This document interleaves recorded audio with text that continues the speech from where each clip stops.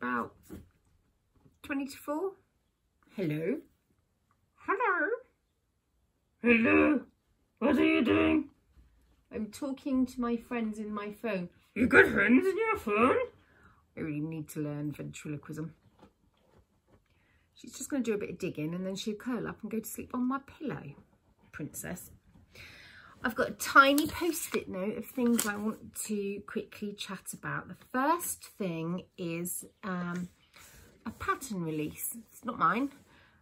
It's one of the Bakery Bears, Kay Jones. It's one of hers. It's the umbrella toe. No, the umbrella sock, where she has an umbrella toe and an umbrella heel. The reason why I wanted to talk about that is many moons ago, I knitted these socks and these socks. So this one was a sock blank that I bought from Rosie's Moments, and I dyed it with Kool-Aid, which came with the kit, and that's a lie. The Kool-Aid came from Rosie's Moments, but the yarn came from Devon, the sock blank, I think, came from Devon Sun Yarns. This was ages ago. And the way I dyed it with the Kool-Aid was I painted irregular stripes onto the sock blank and I got irregular socks. So you can see one's paler than the other and they've got like this fadey stripe, which I really like. I love the fadey stripe, but that's not what I'm talking about here. That's not what I come on about. I wanted to talk about the heel. So I lose my train of thought so easily. This is why I struggle to teach, because I get halfway through the instruction and I forget what I've already said and where I'm going. Right. So this sock, I kind of made it up. I'd learnt enough about toes to just do my own thing. But I'd seen on Pinterest a whole host of different ways of doing toes. It was just a really boring photograph on Pinterest, but it had different types of toes, one of which was this barn toe. So I decided, as I was making these socks, that I would do afterthought heels, and I would just put a toe in that I thought would fit nicely. And I chose the umbrella toe. They don't call it the umbrella toe. I don't know what they called it, but it's essentially this.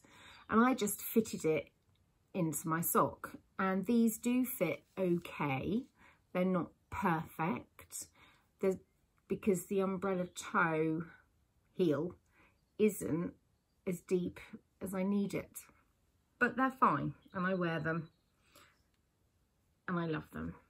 I really love them. Then these socks, which I think are the vanilla latte socks, roughly speaking, knitted out of a Yarnberry yarn called The Secret Garden. I really love it, and I've recently listened to The Secret Garden, and I listened to it on Audible, and it was a 1992 recording, and the pairing of the voice and the book was just, yeah, it was magical. So these socks, again, I did an afterthought heel, and I basically put in a toe, but this time you can see I did lots of rounds before shoving in a toe, and these fit much better. Also, the rib makes it better fitting as well. So I'm telling you about these socks and showing you them because last time I showed them, which was not so long ago, I think it was in February vlogs. I vlogged through the month of February every day. I washed my socks and did a sock parade, and I got quite a few questions about the heel, the way that I'd done it. So I'm popping back on to say that Kay Jones from the Bakery Bears, she has her patterns available on Lovecraft and on Ravelry. She has come out with the pattern, as I said, called the umbrella sock, and she talks you through absolutely everything to get a brilliantly fitting sock with an afterthought heel that won't pull across the top of your foot. Has Dad already gone for a walk? I think so, yeah. Why did you want to go? I was going to go, but I don't know if he went or not. You can give him a call. Yeah. Give him a call and get him to wait, and then just run over and catch him up. He's only been gone 5 minutes. Yeah. He's probably only just at Keith's house. Where was I? Yeah, so pop on over. Even though I have successfully made socks that I wear with an umbrella heel that do fit me, I think I'm probably going to buy the pattern myself as well, because I just like to have it in black and white, what I'm meant to do and when I'm going to do it. And Kay's patterns are written so brilliantly. This was a barn toe, again from the same Pinterest file thing that I found. And I've used that successfully as a heel as well. But it's not as comfortable. I could sort of feel the edges sort of thing. I mean, it was fine, absolutely fine. Maybe I'm making that up. I might be getting muddled. It's very easy for me to get muddled. So it was quite a challenge yesterday when we had a family Zoom. We had a family Zoom quiz, sort of. We'd all been batting around ideas of what we could do next, because we've done your traditional quizzes and then we've done bingo. All brilliant fun, but we were just wondering, was there anything else we could do? So we decided that we would put our thinking caps on.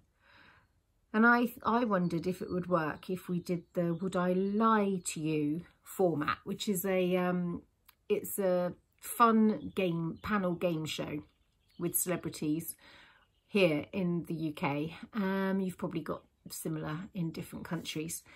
And basically each person had to give 3 stories, brief stories, and only one of them was true. So everybody else had to guess what was true. And then people were allowed to quiz you on it. So of course, me easily getting into a muddle, it was actually quite hard for me to keep track of the lies that I'd been telling for 2 of my stories. And Granny was a revelation, because none of us got it right with her. She said one of her stories was she once was on an aeroplane that got diverted because a passenger had died, which we all thought was the truth. Then she said she once wrote in to the Daily Mail and had a letter published about, and the letter was about bus access for the elderly. And the third one was, oh, it's gone out of my brain. Anyway, the true story was that she'd got a letter published when she was 13 in the Daily Mail. And then, oh, it was illuminating. I won't reveal, because I feel like some of the stories are actually secrets. But it was really, really good. Oh, and my sort of brother-in-law, Andy, nobody guessed his either.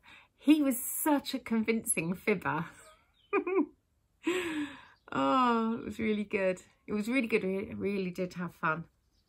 So my stories, because I know I'll forget, so I'm going to record them here, is I said that I once opened a bag of salad that had been in my fridge for 3 days and a big moth flew out.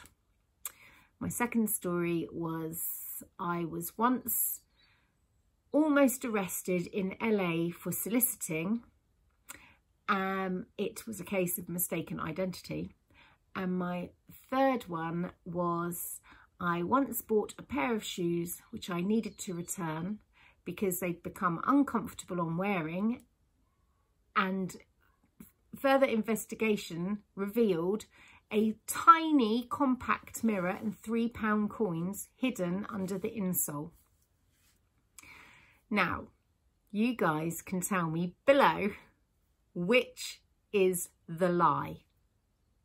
And if you know, if you are my friend in real life or on here or wherever, if I have told you which one is the truth, because I would have shared this story, I don't think I've shared it here, then keep your mouth shut.